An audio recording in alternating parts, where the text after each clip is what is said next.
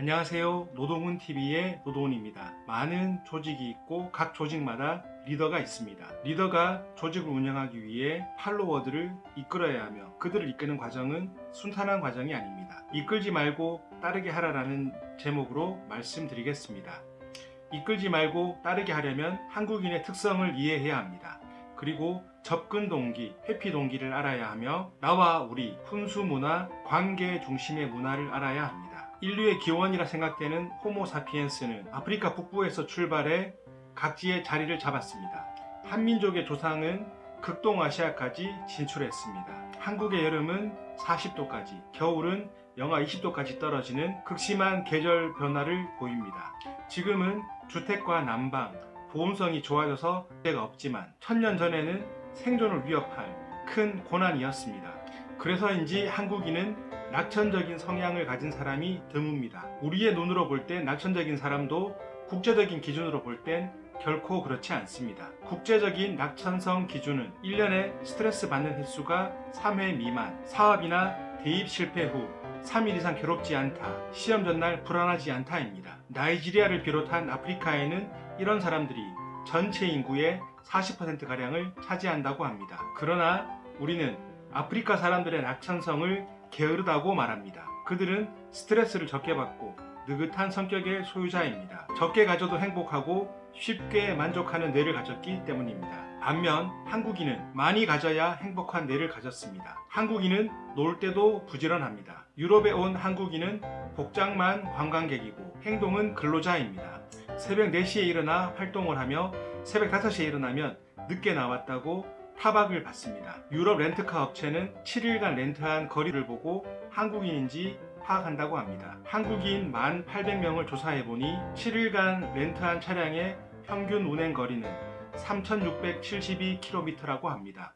이처럼 한국인의 특성은 보편적 인류와는 다릅니다. 한국인은 단순하다는 표현을 부정적으로 생각합니다. 반면 영미권에서 단순성은 좋은 의미로 받아들여집니다. 한국인의 단순성은 바보란 의미에 가깝습니다. 한국말의 표현은 영어로 번역하기 어려운 감정 표현이 많습니다. 마뜩찮다, 삐졌다, 화난다.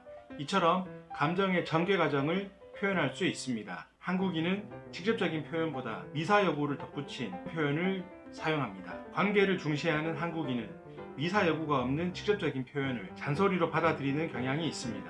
한국의 관계 중시 문화는 자기소개서를 보면 드러납니다. 자기소개에는 자기 이야기가 없고 관계 이야기부터 시작합니다. 엄한 아버지와 자유로운 부모님 밑에서. 반면 일본의 자기소개서는 자신의 이야기를 합니다. 오히려 한국에서 자기소개를 할 때 일본처럼 자신의 이야기를 하면 되바라진 사람, 건방진 사람이란 평가를 받습니다.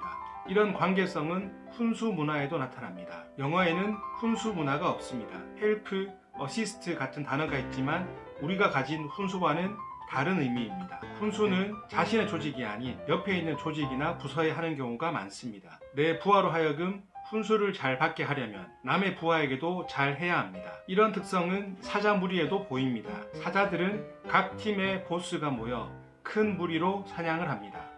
그리고 사냥을 도와준 다른 팀원에게도 사냥물을 나눠줍니다. 그러니 사냥 성과가 좋습니다. 사자는 능력의 절대치보다 분배하는 모습으로 왕을 선정합니다. 한국인은 관계를 중시합니다. 그래서 사람 때문에 힘들 때 마치 뼈가 부러진 것처럼 큰 아픔을 느낍니다. 한국인의 뇌를 연구하니 실제 통증을 느낀다고 합니다. 그래서 사람 때문에 상처를 받는다면 다음 3가지를 하세요. 평소보다 좋은 음식을 좋은 장소에서 먹으세요. 편안하고 당당한 자세를 유지하세요. 마사지를 받거나 안마의자, 뜨거운 욕조에 몸을 담그는 것도 좋습니다. 그리고 숙면을 취하세요. 사람 때문에 고통을 받은 날 위 3가지는 무조건 실천하세요.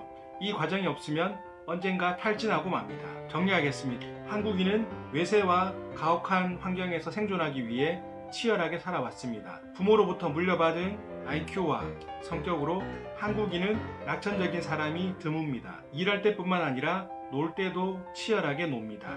한국인의 심리는 복잡하며 진정성과 함께 관계를 중시합니다. 그래서 표현할 때 주의해야 합니다. 한국인 특유의 관계주의는 조직을 이끌 때에도 영향을 미칩니다. 자기 조직뿐 아니라 이웃 조직도 챙기는 관계가 필요합니다. 관계에서 받은 상처는 상당히 크므로 자신을 잘 추스르세요. 오늘은 한국인의 특성에 대한 이해를 바탕으로 사람으로부터 상처받았을 때의 치유 방법과 조직을 잘 이끌어갈 방법에 대해서 말씀드렸습니다. 다음에도 좋은 내용으로 찾아뵙겠습니다. 노동훈TV를 시청해 주셔서 감사합니다.